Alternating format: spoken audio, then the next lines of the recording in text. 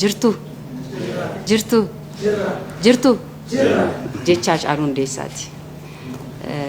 Egaa har'a kan asitti walitti qabamnee wareegamuu Hacaaluu Hundeessaa waggaa 6ffaasaa sababeeffachuun badhaasa Hacaaluu Hundeessaa waggaa 5ffaasaa ibsa isinii gochuu fi isinis waamicha keenya kabajanii asitti argamuu keessaniin maqaa ceekootiin hedduu galatoomaa ulfaadhaa jechuun barbaada.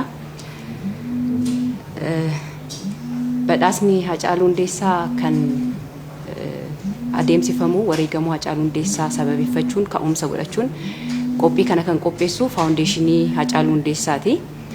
Faawundeeshiniin Hacaaluu Hundeessaas edda dhaabbatee waggaa 5ffaasaati, awwaardiin isaas waggaa 5ffaasaati. Garuu wareegamuun isaa waggaa 6ffaasaati jechuudha. Badhaasa Hacaaluu Hundeessaa irratti kan wal dorgomsiisnu sirboota bitootessa 22,2017 hanga bitootessa 21,2018tti bahan walitti qabuudhaan akkasumatti weebsaayitii irratti galmaanii warra jiran keessaanis walitti qabuudhaan kan dorgomsiisnu ta'a jechuudha. Badhaasni Hacaaluu Hundeessaa damiilee 11 of keessaa qaba.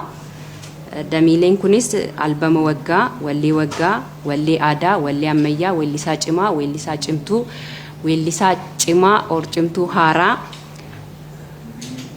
qindeessaa viidiyoo sirba filatamaa jechuun daayiriktarii kan ilaallatudha. Siinimaatoogiraafii fi keeroogiraafii.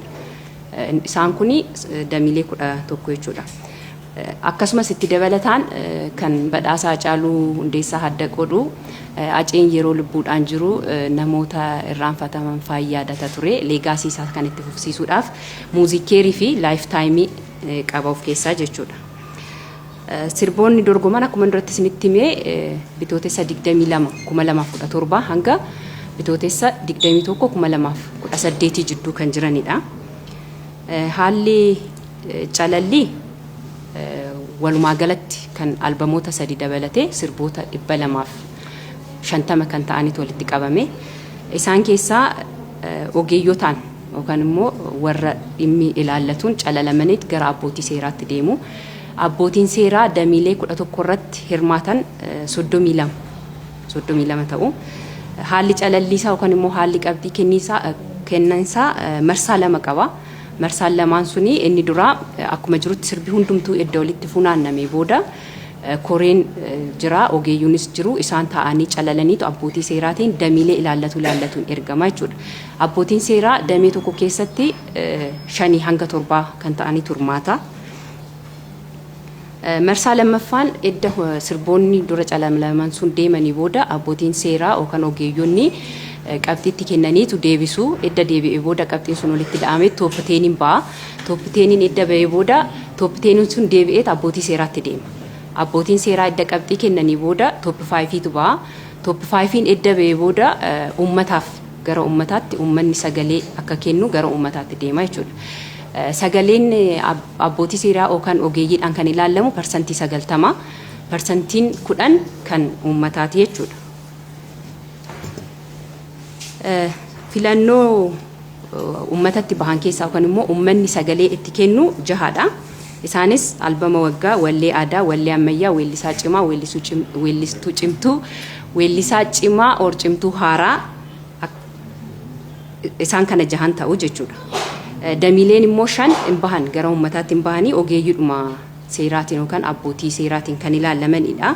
Wallee waggaa keessatti yeedaloo fi walaloo fi yeedaloo of keessatti qabata jechuudha. Wallee waggaa qindeessaa viidiyoo sirba filatamaa daayiriktarii jechuudha. Siinimaatoogiraafii fi keeroogiraafiidha.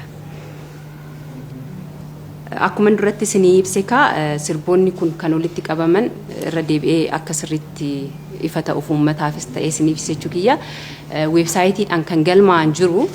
Garuu warra galmee irra hafe immoo nuti hunduma isaanii sirboota waggaa sana keessatti bahan walitti qabna jechuudha. Walumaa galatti nuti yookaan faawundeeshiniin Hacaaluu Hundeessaa kan gaggeessu waggaadhaan